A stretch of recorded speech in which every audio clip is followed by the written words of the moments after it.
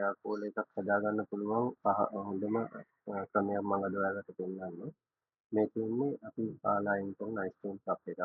Ice cream කප් එකේ මෙන්න මේ විදිහට බලන්න ඔය සිදුරු විදලා තියෙනවා එක දාරයකට කටුවකින් සිදුරු එකක් තිබ්බත් ඇති මම දෙක තුනක් විදගත්තා.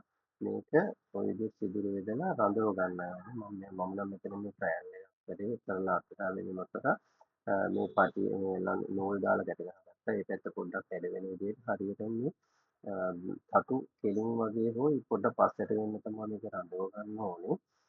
ඊට පස්සේ අපිට අයිස් වතුර ටිකක් හරි එහෙම නැත්නම් නෝමල් වතුර හරි දාලා මේ පාවිච්චි කරන්න පුළුවන්.